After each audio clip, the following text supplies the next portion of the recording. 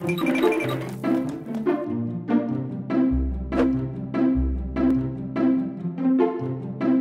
todo mundo. Obrigado por participarem mais uma vez do nosso programa Porque o Mundo Precisa de Água, o POMPA, né? Porque o Mundo Precisa de Água, do Instituto Água Sustentável. Eu sou Everton de Oliveira, o professor Água.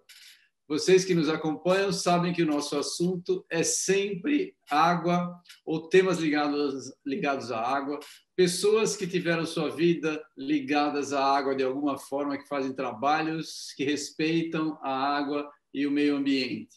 Hoje, nós temos o prazer de trazer para vocês o geólogo Paulo Penalva, um amigo meu de longa data, uma pessoa simpaticíssima, vocês vão ter o prazer de conhecer, aqueles que ainda não o conhecem.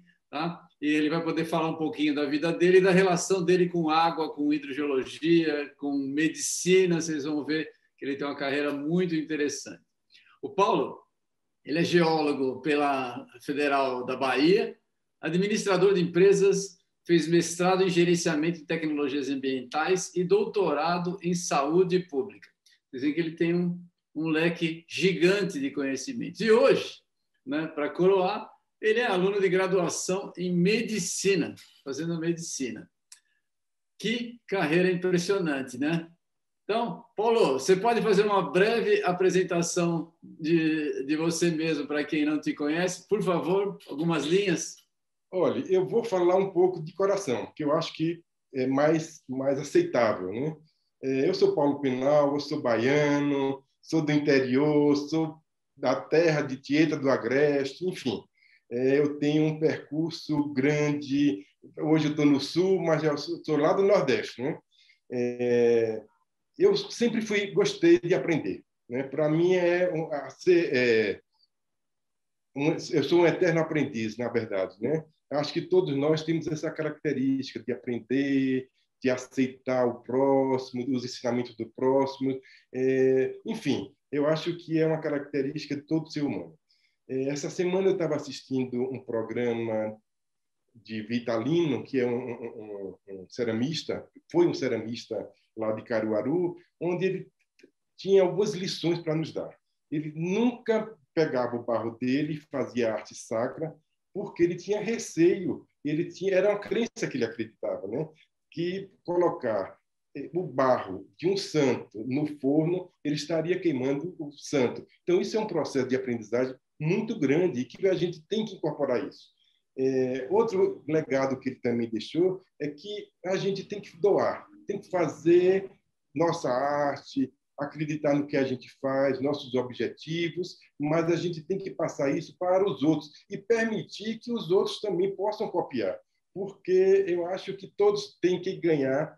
Aquela relação ganha-ganha, isso é muito importante para o ser humano, principalmente hoje, né?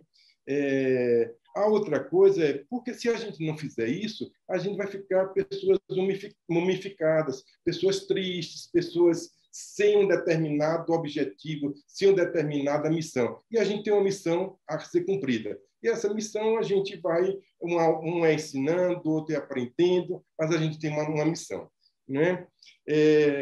Uma coisa que eu gosto e procurei a universidade, e sempre fiz paralelo, é porque a universidade é sistematizada, deve ter um conhecimento científico, é um templo de conhecimento. Então, é isso que eu procurei também a universidade. Então, juntos, a gente vai conseguindo atravessar esse caminho que a gente vem traçando na vida toda, né? Muito legal, muito legal. A minha mãe nunca cansou de dizer que saber não ocupa espaço, né? E que é uma das poucas coisas que ninguém pode roubar da gente. Você é um exemplo vivo disso, né? Mas eu tenho sempre uma dúvida, porque se você pegar, você saiu, começou a fazer, fez geologia, né? Eu queria que você contasse como é que você decidiu fazer geologia. Depois você saiu de geologia e foi fazer administração. Olha, eu formei cedo. deu uma volta grande e grande, chegou em medicina. Conta um pouco para a gente como é que começou na lá. cabeça de muita gente, pensa que eu fiz uma volta muito grande, mas eu acho que o conhecimento é assim, ele vai unindo, você um fragmento aqui, fragmento aqui, fragmento aqui, e no final você vai melhorando seu conceito de universo, seu conceito de mundo, né? Eu tenho minha sogra, já falecida, ela dizia: Paulo não tem conhecimento, porque Paulo é só geólogo. Então, na cabecinha dela, era só o juiz, o médico, o padre e o delegado que tinha conhecimento. Mas você veja como o mundo era restrito, né? Agora não, a gente pode hoje, antigamente se fazia qualquer curso, ia para uma empresa, ou Petrobras, ou Banco do Brasil, ou Leste. Hoje não, você tem a oportunidade de fazer qualquer coisa. Você, às vezes, a tecnologia é importante, porque você, às vezes, está aqui e está fazendo um curso lá fora. E isso eu já tive experiência. Você em Waterloo, eu estava fazendo curso aqui com você. Então, é uma coisa muito interessante essa vida nova, né? Tem suas coisas ruins, mas tem coisas muito boas, né? Por que eu fiz fazer geologia? Fui fazer geologia, eu ia fazer medicina, né? Sempre quis fazer medicina, mas no terceiro ano colegial, século passado, eu decidi fazer geologia, influenciado pela uma novela de uma televisão, onde você tinha um geólogo e que estava explorando petróleo. Então, uma criança, na verdade, eu tinha 17 anos, disse: vou fazer geologia, porque medicina não vai dar, enfim. Fui fazer geologia. Gostei. Achei que foi muito importante para a minha vida profissional e minha vida pessoal. Mas sempre ficou aquela lacuna associada. Aí eu fui trabalhar com água. E aí com água é outra coisa. Você tinha uma visão, eu tinha uma visão de água limitada, uma visão de água bem econômico, abastecia só a população, no caso que eu trabalhei na SEB, a população rural, enfim, era muito limitado. Era um recurso hídrico. Hoje eu já tenho uma visão maior, um conceito maior de água, eu já vejo a água todo no seu ciclo, tanto na parte econômica, como na parte ambiental, como na parte de saúde, enfim, fui amplificando esse conceito, essa concepção do que é a importância desse recurso, entre aspas, desse bem, tanto para o humano como para o planeta, a vida do planeta como um todo. Muito legal, muito legal. Então, ou seja, você nasceu médico, virou geólogo. Virei geólogo, exatamente. Você vai ver o seguinte: quem geralmente, no passado, quem fez geologia, fez medicina também. Era um médico da terra e um médico humano. Então, eu brinco muito na escola. Qual é a diferença entre estudar medicina e estudar geologia? Minha turma é de jovem, minha turma é de 20, quem tem mais tem, né, alguns pontos, algumas pessoas que têm idade de 40 ou 50 anos, mas eu tenho uma idade de 36. Então, eu sou jovem, me considero jovem, né? E meus colegas têm idade de 20 anos, então eles dizem assim: Paulo, o que é que você está fazendo aqui? Eu disse: olha, eu estou aprendendo com vocês, porque vocês têm muita coisa para me dar. Bom, e é uma troca, não é uma troca, eu tenho alguma experiência, algum caminho andado, e vocês têm outros também, né? Enfim, é uma coisa que os dois têm que aprender. Agora, a pergunta que você fez foi por que eu fui parar em medicina. É isso. Eu sempre fui médico. Eu tive uma facilidade. E o médico, por exemplo, o geólogo, ele, quando vai fazer uma questão, uma história geológica, ele leva em consideração vários aspectos. Né? É a mesma coisa do médico. O médico leva em consideração, quando ele vai fazer uma anamnese, ele leva a vida toda até estabelecer um diagnóstico correto para aquela doença ou para aquele doente, porque não, às vezes a gente trata o doente, não a doença, né? Enfim, há uma relação muito forte. A geologia estuda a terra, estuda as rochas, estuda os minerais, estuda os fenômenos geofísicos, os fenômenos sísmicos, a crosta terrestre, a crosta oceânica. E a medicina, não, a medicina estuda o corpo humano, estuda a fisiologia, estuda a função de cada órgão, as doenças, as células. Enfim, há uma irmandade entre a geologia e a medicina. No passado, vários médicos foram geólogos e vários geólogos foram médicos. Então, eu acho que tudo está misturado, né? Eu acho que a gente tem que partir. E não perder sempre esse objetivo nosso maior, que é ser sempre aprendiz. Eu acho que ser aprendiz é uma coisa que abre leque. Hoje, por exemplo, a gente está aqui conversando, o quanto eu estou aprendendo, o quanto eu estou aberto para aprender. Isso é importante, vai enriquecer nossa vida. Sim, você começou a carreira, né, lá em Salvador, né, na Boa Terra. Aliás, Salvador era a minha cidade preferida, era o lugar que eu queria morar, né? Quando eu estava na faculdade, a minha ideia era ir trabalhar em Salvador. Mas São Paulo tem um poder econômico muito forte, a gente acaba ficando, né? E você começou a trabalhar já na Service, trabalhou com recursos hídricos, né, na área ambiental, o que na época não era um negócio tão comum assim, né? Conta pra gente o que é a Serb, como é que você foi para lá e qual a influência que a Serb teve no seu futuro profissional? A Serb, para mim, é onde eu carrego minha bateria. Toda vez que vou a Salvador, eu vou à Serb porque carregar minha bateria, encontrar os velhos amigos e saber o que é que está se fazendo por lá, né? Então, eu sempre saio assim, entusiasmado, feliz da vida, né? Eu, quando comecei a trabalhar na Serb, eu formei em uma sexta-feira, na segunda-feira eu já estava com um contrato assinado com a Serb, né? Eu tinha sido estagiário da Serb, enfim, comecei meu trabalho, aprendi bastante. A minha escola, minha primeira escola depois de formado. Então, e acho que a Serb tem um papel crucial na importância social. Você imagine, você chegar em uma área onde o pessoal está bebendo água, de barreiros, onde animal urina, enfim, e você construir, fazer um estudo hidrogeológico, depois construir um poço, depois é a alegria desse povo. Então, empoderar esse povo e quando havia excesso de água, por exemplo, na região semiárida do Baiano ou na região do Platô de Irecê, que eu trabalhei bastante, aquela água era aproveitada em sistemas de irrigação comunitário. Então, aquele era um trabalho bonito. Não era um trabalho só de um geólogo, era um trabalho de assistente social, um trabalho de pedagogo, um trabalho de engenheiro, enfim, era uma multiprofissional. Então, aquilo ali nos deixou bastante humanizado, porque você via o pobre, o desprovido de qualquer recurso, ser alimentado e melhorar. Quantas comunidades eu vi crescer em função de você botar água? Aquilo ali, para mim, é o maior prêmio que você, como profissional ou como ser humano, pode receber, né? Então, eu acho que não tem dinheiro que pague esse trabalho que a gente fez. Eu levei da SERB 12 anos. Fui gerente. Chega um momento que eu disse, eu não quero ser gerente, eu quero ser técnico, eu quero continuar sendo geólogo. Na época eu ganhava, tinha secretária, você sabe como é, o Estado, né? Tinha secretária, tinha gasolina de carro, que era, enfim. Mas eu preferi ser técnico, voltar para o campo, trabalhar no campo, experimentar a perfuração, experimentar os estudos hidrogeológicos, enfim, foi um trabalho. Eu gostaria de agradecer aqui a pessoas que foram importantíssimas na SERB para mim. Por exemplo, o geólogo Ovídio Valadão Neto, o geólogo que já falecido de Ari Guerra, o geólogo Arnaldo Correia Ribeiro. Eu poderia agradecer a todos aqui, citar todos, mas eu vou agradecer a esses três, porque esses três foram os fundadores da SERB. Então, eu tenho que agradecer e tirar meu chapéu para eles. Né? Arnaldo, sim, Arnaldo. Arnaldo foi assim meu chefe muitos anos. Né?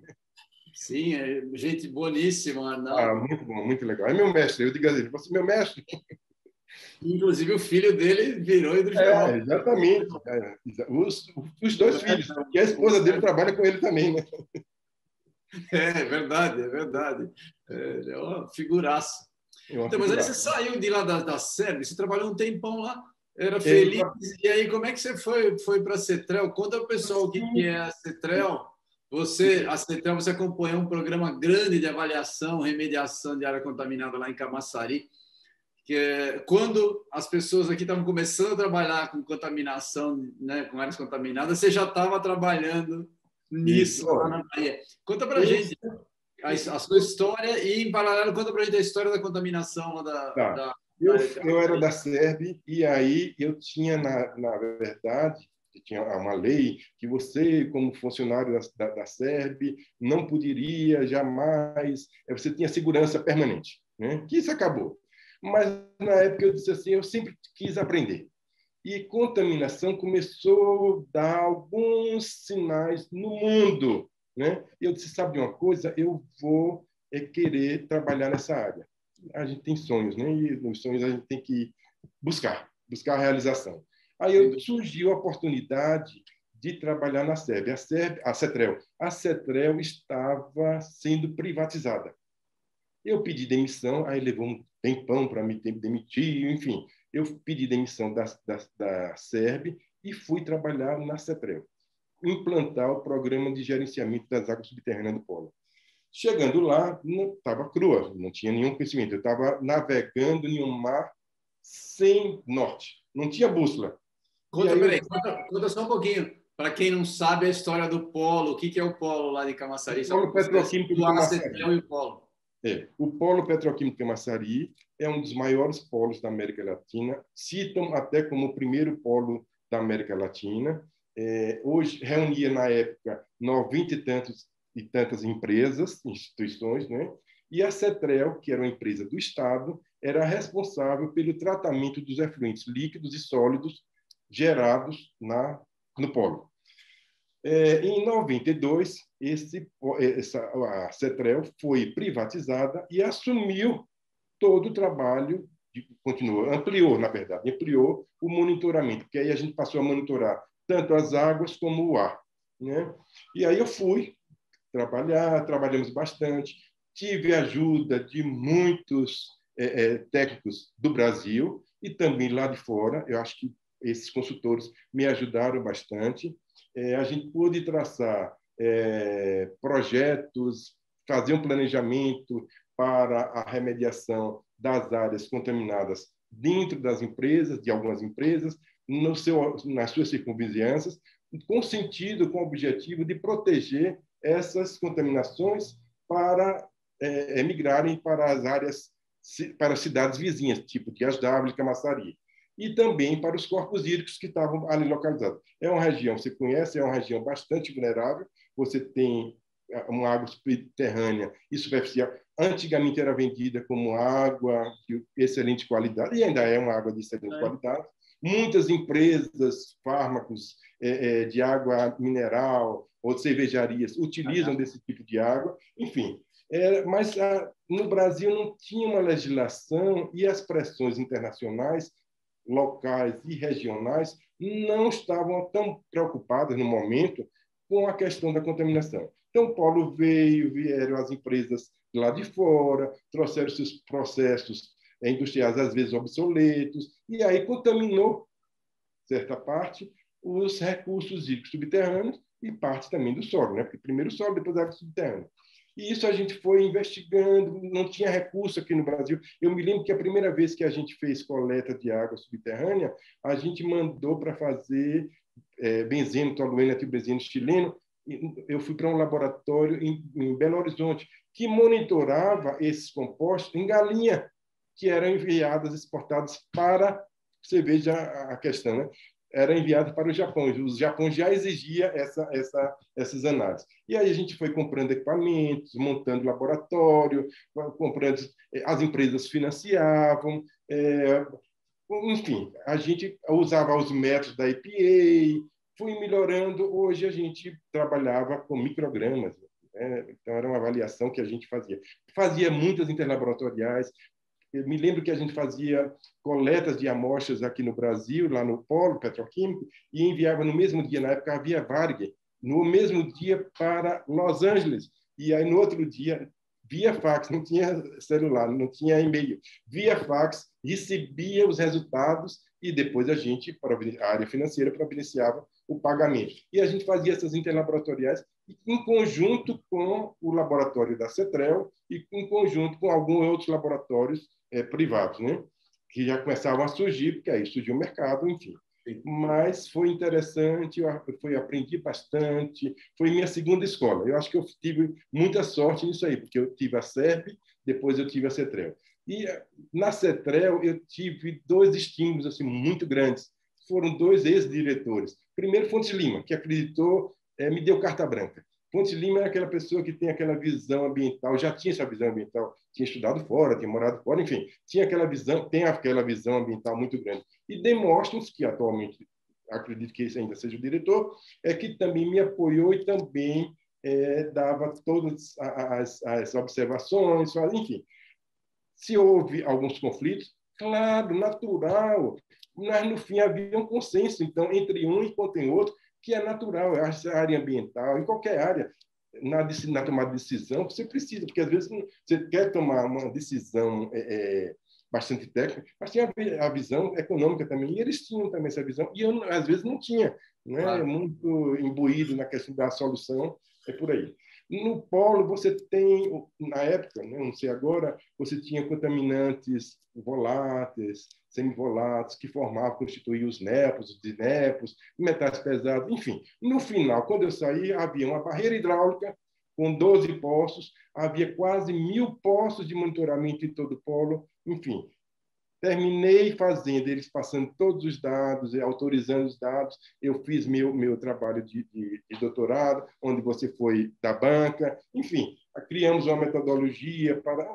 Mas eu acho importante. Eu acho que eles cresceram, nós crescemos, o sonho meu foi realizado. Hoje eu digo, o sonho nosso foi realizado, né? Porque também era sonho deles realizar, limpar, pelas pressões internacionais, enfim, até pela expansão de consciência ambiental que todos tinham, né? E aí só precisava apertar a teclinha ou ativar os genes para poder eles reagirem.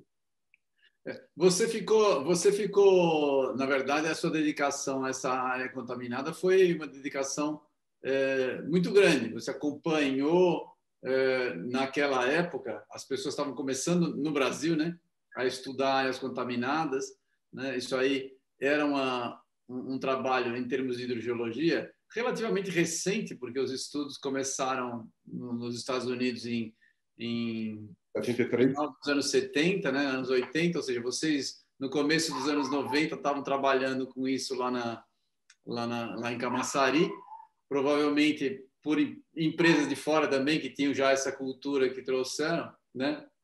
E você trabalhou muito próximo com isso daí. Conta pra gente.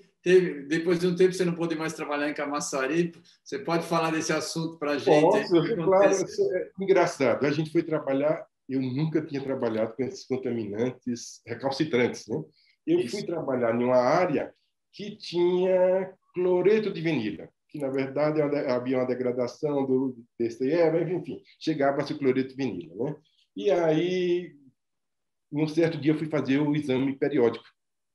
Quando fui apalpado no fígado, havia uma mega fígado, né? Vamos dizer, o médico disse: você tem que sair imediatamente de lá. Você está com esse problema. Aí fez exames laboratoriais, enfim. Levei 1 ano, quase 2 anos, fazendo exames, fazendo biópsias, enfim. Fiz uma série de exames. Só que eu me afastei do polo. E a empresa, a Cetrel, foi muito legal comigo, montou uma estrutura em Salvador para eu ficar trabalhando e gerenciando, e isso eu levei 12 anos trabalhando, reconhecia, eu me lembro que chegava os laudos, eu brigava com os laudos, e aí chegava, não está isso, eu me lembro de um problema que ocorreu em uma área, e aí próximo tinha uma contaminação por cloreto de vinila, e eu me impedi que perfurasse um poço próximo, né, do outro lado. E o pessoal, e aí havia um problema econômico. Eu sei que o problema chegou nas mãos do governador. Na época era Paulo Souto, que era governador e que tinha sido meu professor de geologia econômica. Eu me lembro que nessa discussão Paulo Souto disse: se é Paulo Pinal, imagine, se eu sou chato pra caramba, né? Se é Paulo Pinal que está decidindo isso, então nós não vamos acatar essa perfuração. O que é que se propõe? Eu proponho que esse poço seja perfurado em outra área, bem afastado. Ah, mas vai ter custo, eu vou ter que botar uma pessoa lá para gerenciar, mas não tem. Um dia de sábado, a empresa está lá bombeando poço de água de uma grande empresa, bombeando água. Olha cloreto de metileno. Eu disse: cloreto de metileno. Eles imediatamente me procuraram. Eu disse: a gente já tinha previsto isso. A gente vai bombear, você vai criar um cone de depressão, e aí vai trazer contaminantes de lá, mais cedo ou mais tarde. Então, eu estou protegendo vocês e estou protegendo toda a sociedade, porque a sociedade utiliza desse tipo de água. Enfim, terminou, mas resolveu, e aí a gente foi trabalhar em cima disso. Contaminação, você é expert nisso, ele tem muitos problemas, né? Eu me lembro que, a certa ocasião, a gente colocou várias vaias para analisar e na geladeira. E havia derramado um pouquinho de cloreto metileno naquela geladeira, porque a Cetrel trabalhava com a parte de efluente, enfim, houve um derramamento. E aí, todo o resultado que saía cloreto metileno altíssimo. E eu disse, olha, tem um problema de contaminação cruzada. E aí você aprende com isso. Eu acho que a química, na época, era Regina Moura. Aprendi bastante a analisar os cromatogramas. Enfim, foi uma série... Eu digo assim, a gente vive aprendendo, né? Aprende aqui, aprende ali, e vai juntando os fragmentos. E depois você vai percebendo que aquilo ali, que era específico de um profissional, você detém um tiquinho de conhecimento. Né? E aí você pode fazer a gestão melhor, enfim. Uma série de... É a mesma coisa da medicina. A medicina, você chega, você vai melhorando, você já vê um doente, às vezes o doente chega e você diz, não precisa de remédio, é só ouvir esse doente. Então, às vezes, ele vem e derrama um bocado de seus problemas e ali ele sai satisfeito e curado. Enfim, é por aí. Muito legal. Essa época foi a época do Durval Olivieri também? Isso.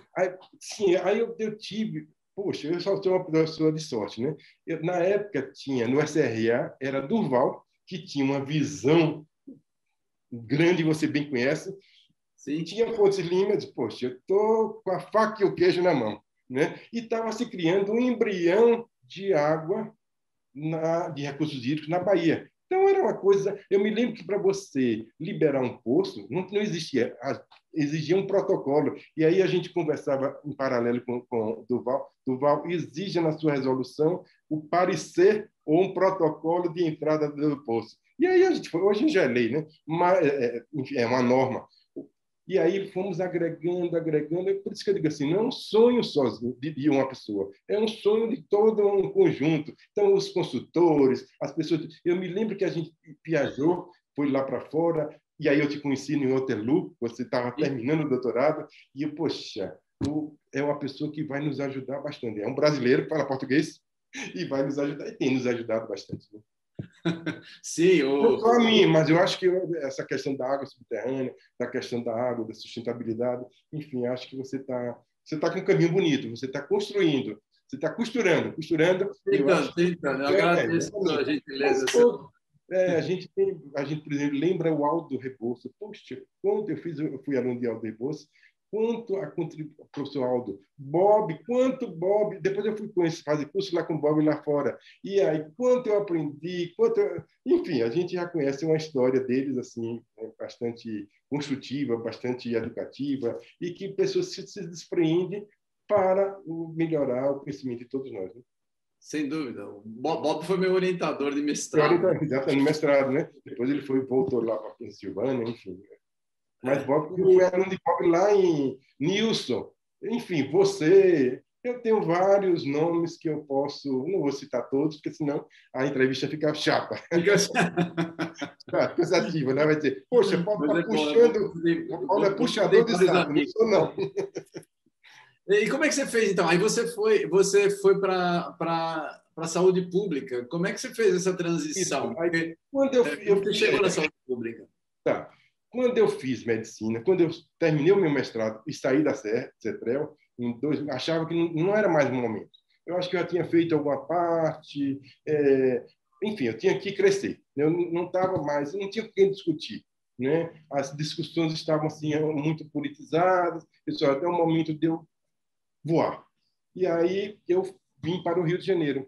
Aí fiz vestibular em 2010, final de 2010. Eu me lembro quando eu cheguei no Rio de Janeiro, era aquela greve que eu cheguei no aeroporto, pedi um táxi, o cara disse, não tem táxi, não. E aí alguém que me deu táxi disse assim, olha, minha filha me ligou e está tendo várias metralhadoras aí. E aí houve aquela fuga de bandido, enfim. O Rio de Janeiro, você sabe como, né, tem seus altos e baixos.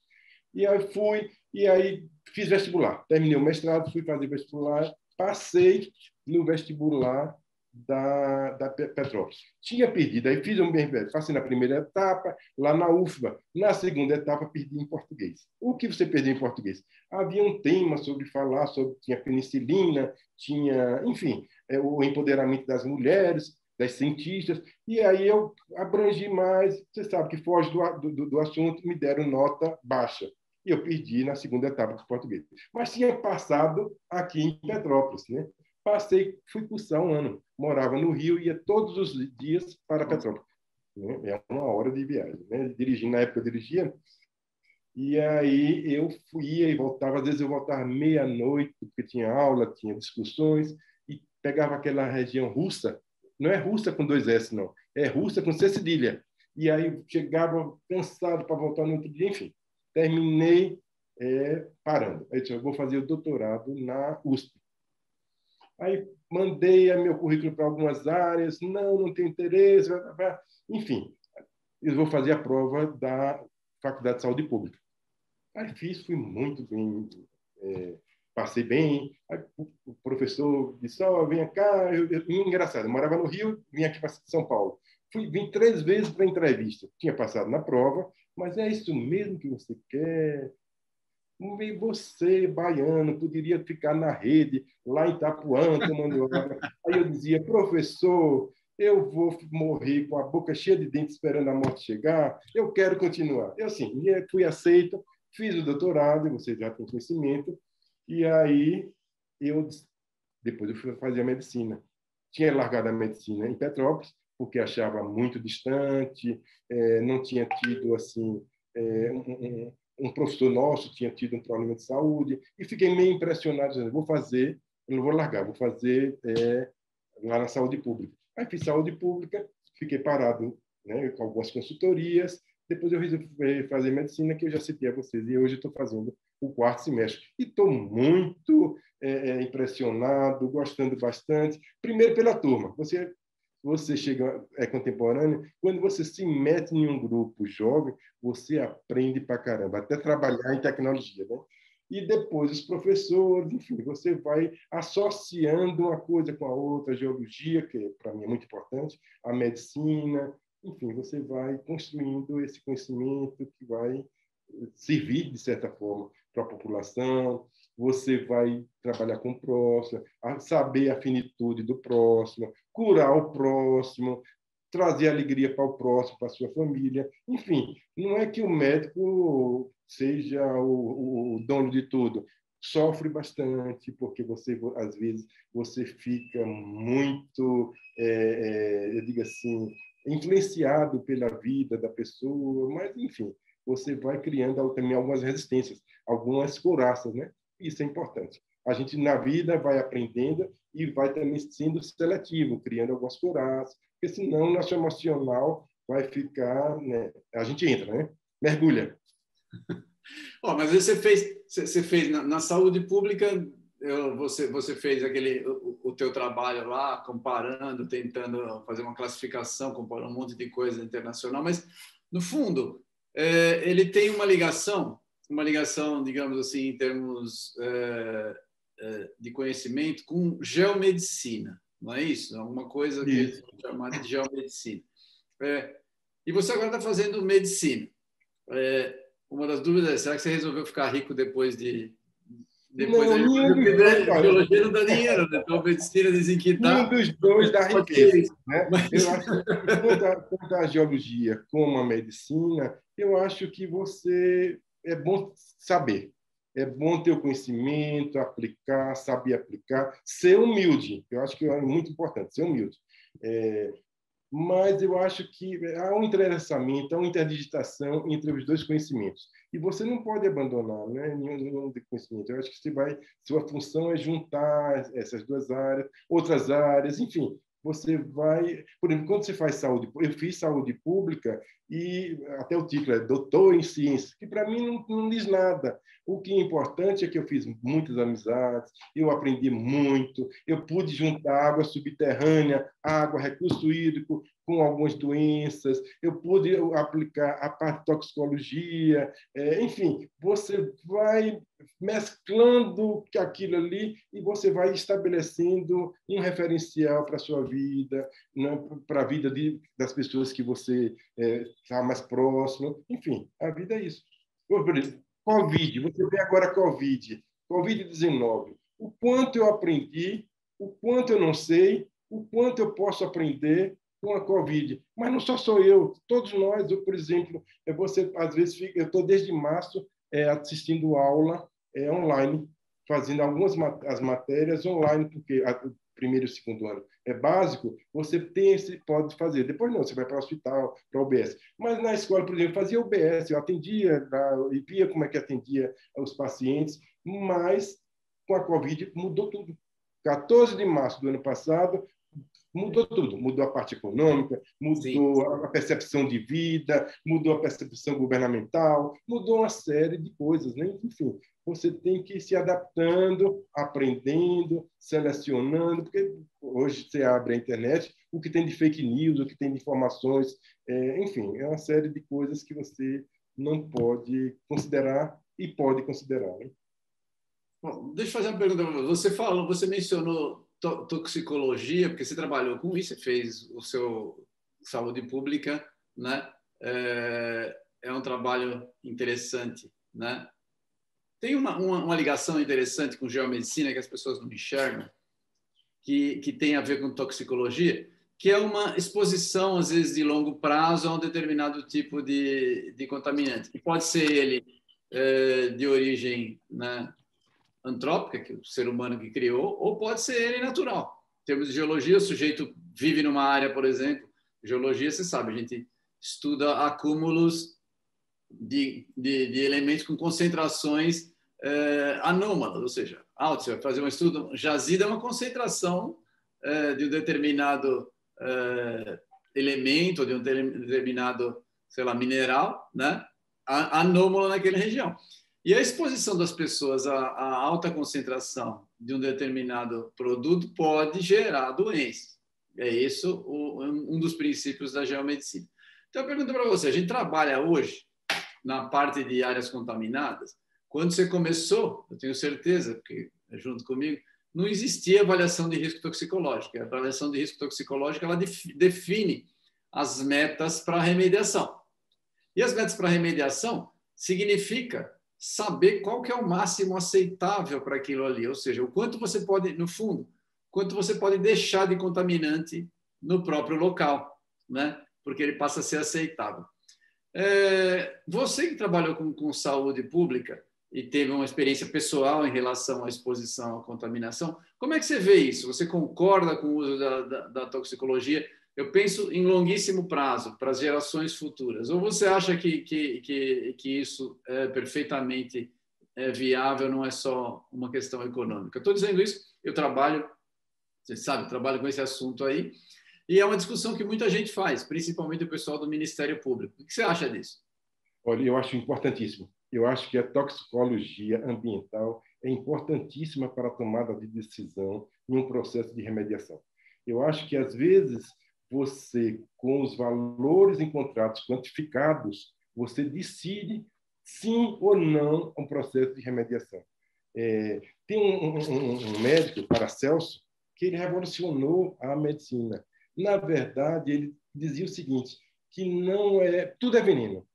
Agora, você tem que estabelecer as prioridades. O que a dosagem é veneno e o que a dosagem é remédio. Então, eu acho importantíssimo essa questão de você decidir por uma remediação, principalmente quando envolve a parte humana.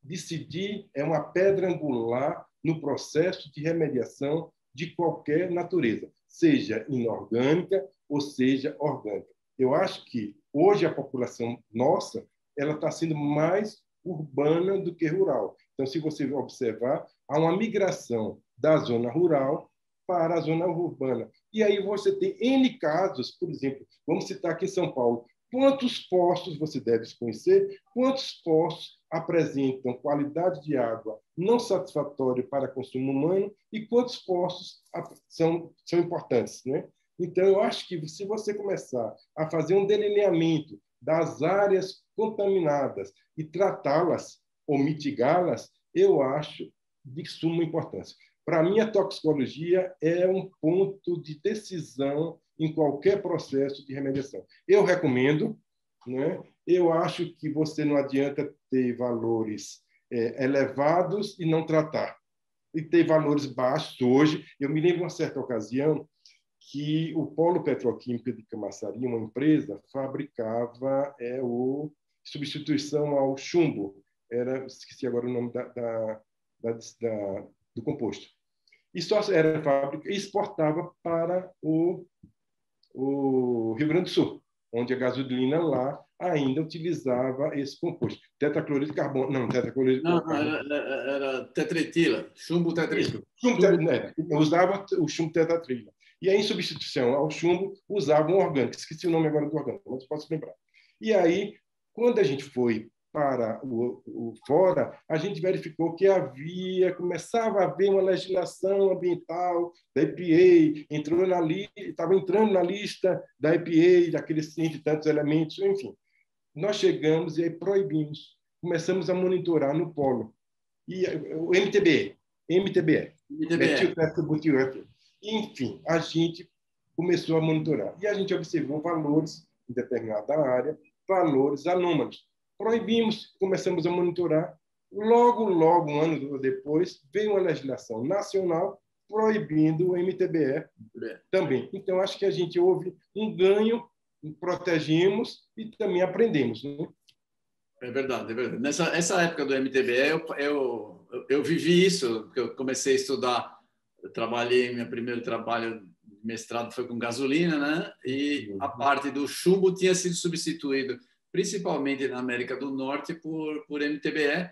Na verdade, o metanol, me lembro que eles tinham muito metanol. E aí, metanol também, mas a função era, o chumbo tetretila, ele era um antidetonante, fazia a gasolina ficar muito mais potente. A gasolina aumentava a octanagem. Exatamente. E aí passou-se a se usar um composto, como você tinha problema de... O chumbo tetretila foi provado contaminante. Aliás, tem um trabalho muito legal para quem quiser assistir. A segunda versão do Cosmos, né, que é o Neil deGrasse que apresentou, ele faz um histórico do uso do chumbo tetretila e como foi descoberto. É muito legal, tem um videozinho muito bacana lá, eu recomendo. É o Cosmos, a segunda versão, a primeira. Eu vou anotar aqui, viu? Pode anotar. Com o Neil deGrasse, é muito legal. E ele explica o chumbo tetretila ali. Então, aí foi usado o MTBE. E o MTBE, ele tinha essa função de antidetonante, mas ele era uma função também de colocar um composto com oxigênio, né? Por quê? Para diminuir a produção de monóxido de carbono. Né? No Brasil, a gente teve um problema nosso, foi menor, porque na mesma época a gente já usava, na maior parte do país, o etanol. Então, misturava esse etanol. Um ganho, né? Foi Delfim na época. A gente teve um ganho ambiental, aquela história, a gente atirou no que viu e acertou no que não viu, né? Isso. A gente usava etanol por um outro motivo, mas ele dava um ganho ambiental por ter diminuição significativa na produção de monóxido de carbono, né? Ao passo que no Sul, algumas, principalmente a refinaria lá do Sul, isso, que era uma refinaria privada, usava MTBE na gasolina. Né? E aí depois passaram a usar etanol. Então, a gente, em termos ambientais no Brasil, a gente ganhou muitos anos. Muitos. Eu me lembro que eu visitei a fazenda do professor Henry, lá em Santa Catarina, onde ele injetava numa região bastante controlada, injetava a gasolina com álcool. E aí os americanos achavam aquilo que eles usavam, substituir o MTBE pelo metanol. E o metanol, você sabe que tem algumas complicações, né, ambientais. E aí eles vieram estudar, enfim, foi uma história bonita. Sim. O meu doutorado... O meu doutorado foi com etanol. Eu sei bem essas histórias todas aí, né? Então, mas muito interessante. A gente teve um ganho ambiental em relação ao etanol, que até hoje é interessante o etanol, porque ele é renovável, né? É renovável, exatamente. Você cria emprego, uma série... não está desgastando tanto o solo, porque aí já existem as resoluções mais específicas, o pessoal tem mais... Sim, melhorou muito. A aprendizagem é isso aí, o conhecimento tem que É ser limpo. igual É à limpo. escada, né? É verdade, é verdade. Você é um apaixonado, né? E um estudioso das causas ambientais e dos recursos hídricos lá desde sempre. Como é que você vê o futuro do nosso planeta em relação à qualidade das águas, né? Olha, E mesmo em relação à quantidade para quem necessita? olha, eu ando meio preocupado, mas esperançoso. Pelo seguinte, quando você vê que a água virou commodity em muitas sociedades, quando você vê Brumadinho, quando você vê Mariana, quando você vê deflorestamento da Amazônia, quando você vê o uso excessivo de vários princípios ativos dos pesticidas aqui no Brasil, contaminando potencialmente ou realmente os solos brasileiros, eu fico meio triste. Realmente eu fico meio triste. Eu acho que a gente precisa retomar, mas a Covid eu acho que foi assim um freio. É, precisa retomar a esses cientistas, botar os cientistas para trabalhar, que eles trabalhem, mas, por exemplo, para eles serem mais específicos, darem dinheiro para pesquisas, né, nessa área ambiental. Eu acho que houve um retrocessozinho, embora a gente tenha uma legislação no papel, bem escrita, bem discutida, bem delineada, mas a gente está vivendo um momento assim um pouco de transição, né? Eu me lembro que um pouco da saúde pública, que a gente, quando fez saúde pública, os textos dizia doença crônica. E hoje a gente está vendo que é infecto-contagiosa. Está retomando algumas doenças que estavam... Sarampo em São Paulo, gente. Eu trabalhava em uma UBS, eu ia para a UBS, tinha uma epidemia muito grande de sarampo. Então, a incidência de sarampo está voltando, de dengue. Então, doenças assim que a gente poderia combater, a gente sabe combater, mas houve um desleixozinho, né? A gente tem que reconhecer que a gente está mais preocupado em, enfim, como é que eu digo? Está mais preocupado em ver um mundo mais rico, mas está esquecendo também o mundo pobre, né? O mundo que a gente já conhecia. Sem dúvida, sem dúvida. Com relação à quantidade, eu acho que de grande importância, não vou puxar para minha lata de sardinha, né? A questão da água subterrânea. Eu me lembro que quando eu fui trabalhar no Polo, eu escrevi, por questões de bíblica, eu escrevi um artigo muito simples para um jornal local, dizendo que os olhos não veem, o coração não sente. E hoje eu vejo que houve um avanço grande em termos de legislação, inclusive tem livros publicados até por vocês, mas houve um retrocesso também na questão da qualidade. Por exemplo, as águas superficiais, hoje praticamente você gasta muito para poder colocar dentro de casa, né? Abrir a torneira e dizer água. Você não tem coragem de beber uma água de torneira aqui no Brasil, né? Eu acho que a gente já tem conhecimento, a gente é um país rico em água e poderia fazer isso. Eu estava lendo um trabalho recente, agora saiu, de que os esgotos, você veja como é a significação da coisa. Cientistas estão estudando esgotos para, a partir do esgoto, pegar algumas bactérias, alguns vírus, principalmente em água subterrânea também, e utilizar, reimplantar em seres humanos para aquilo reconstituir a biota, a microbiota de organismos ou de pessoas que estejam com doenças carcinogênicas, enfim, estejam debilitadas, né? Então, você veja que vai significando. Mas a questão da água é prioridade, a qualidade da água é prioridade. Quantidade a gente não vai mudar, é a mesma coisa, né? A questão de só transferência, é fazer o balanço hídrico. A questão é a qualidade, que a gente cada dia mais está usando uma água. Eu tinha um professor na Politécnica, na Poli que está aqui, da USP, que dizia assim: eu não bebo água, eu bebo cerveja.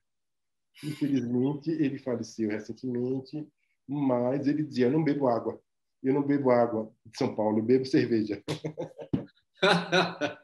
Bom, estava bebendo água da mesma Exatamente, de forma. algum lugar. Você vê, por exemplo, você que trabalha aqui no Brasil, trabalha aqui em São Paulo, trabalha fora, você observa que houve um retrocesso, não foi só no Brasil, não. Por exemplo, nos Estados Unidos, você vê que houve uma mudança influenciada por questões políticas, que a gente, às vezes, foge muito à interferência científica, a interferência dos cientistas, né? Dos estudiosos, e que querem melhorar, querem viver em um planeta melhor, enfim. Na verdade, a gente está trabalhando, um dos nossos objetivos do Instituto Água Sustentável é exatamente essa conscientização. Se todo mundo tivesse uma consciência, ao mesmo tempo, por exemplo, todo mundo raciocinasse na mesma direção, pensasse em qualidade de água, tivesse essa visibilidade, os políticos acabam fazendo as coisas, porque o político só faz o que é demanda pública, que as pessoas estão conscientizadas. Então, nós não temos essa conscientização, por quê? Porque grande parte da água que a gente usa, a gente não vê.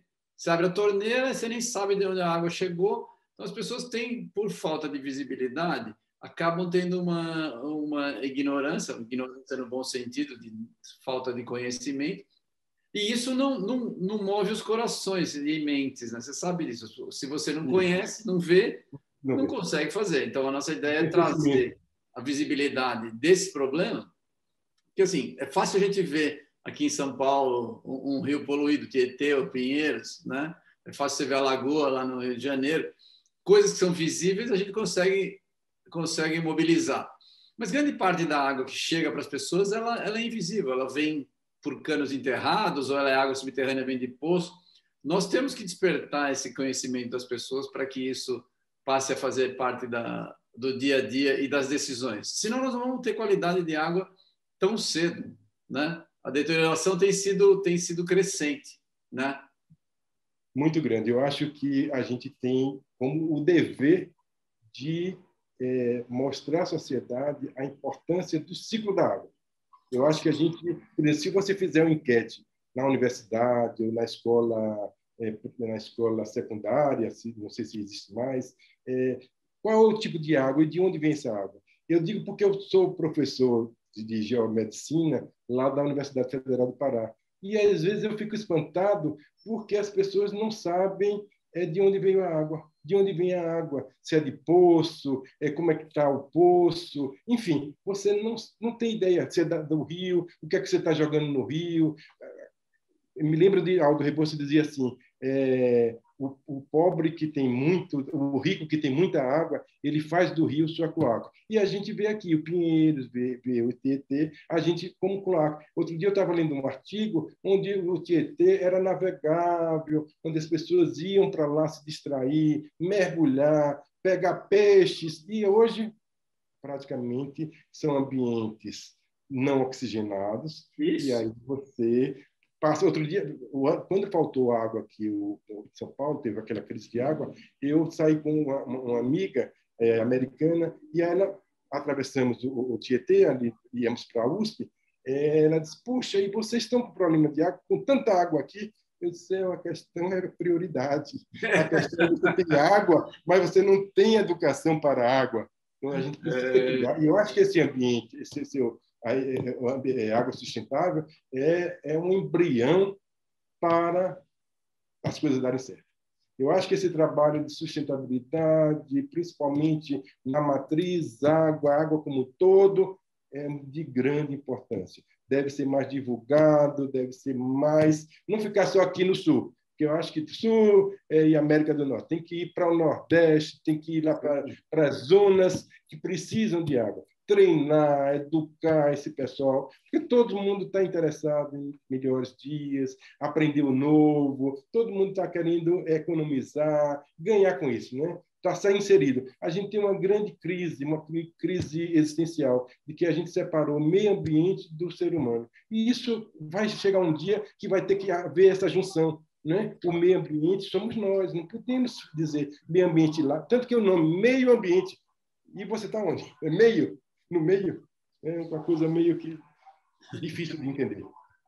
Muito legal. Escuta, o nosso tempo está chegando ao final, então vamos lá, só para você fazer suas considerações finais aí. Salvador ou São Paulo?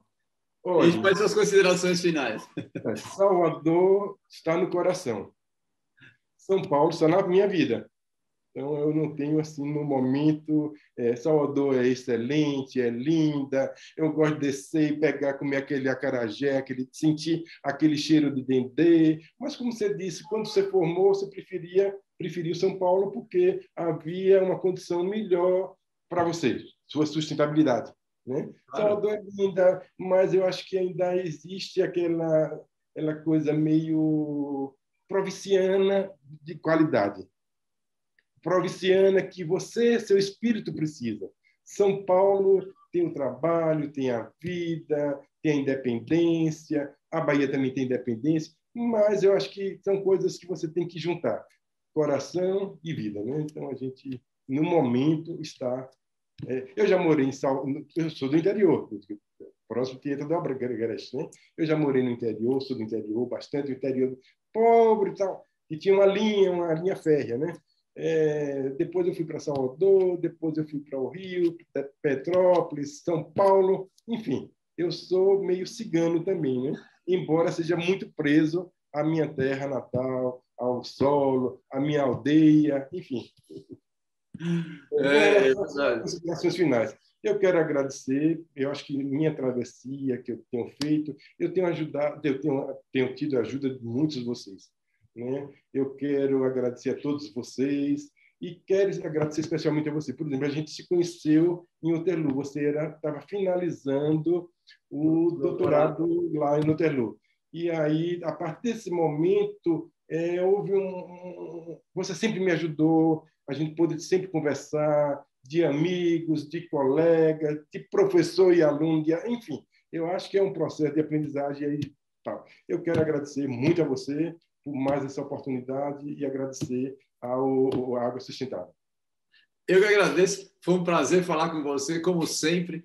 Pessoal, a gente teve aqui a presença do Paulo Penalva, um geólogo, um exemplo de carreira, de profissão e de pessoa, uma pessoa muito amável, como vocês puderam ver, né? E que tem muito a nos ensinar. E que nós esperamos que ele continue nos ensinando e ajudando a todos, agora com sua nova dedicação em medicina. Obrigado, Paulo. Um abraço. Obrigado, meu amigo. Muito gentil ter participado Obrigado a conosco. todos vocês. Tchau, tchau. Tchau, tchau.